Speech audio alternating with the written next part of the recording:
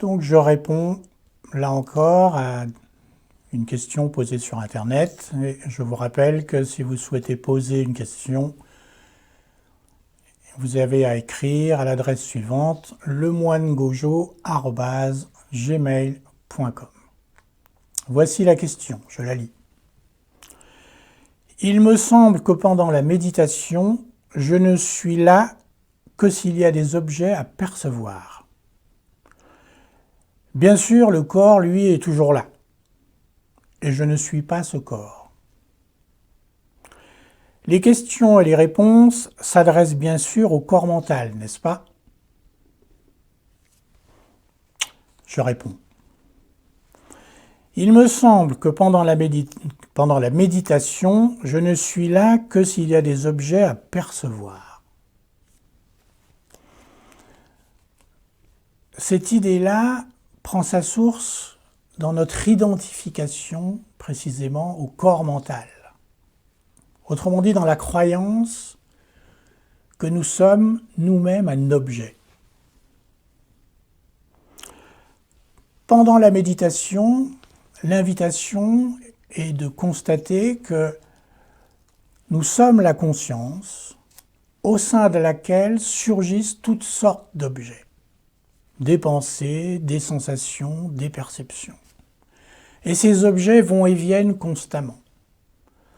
Parfois, certains de ces objets apparaissent, se déploient, disparaissent.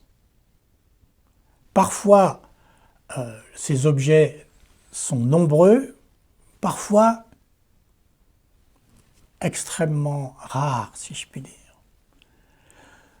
Ça ne change absolument rien à la conscience qui les perçoit. La conscience n'est pas un objet, elle est ce qui les perçoit. Elle est en la présence ou en l'absence d'objets. Bien sûr, le corps, lui, est toujours là. Mais justement, non. Nous pouvons le constater avec un peu de finesse au cours d'une journée.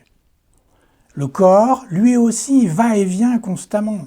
Parfois, il est très présent et parfois, il disparaît. Et je ne parle même pas de l'expérience du sommeil profond.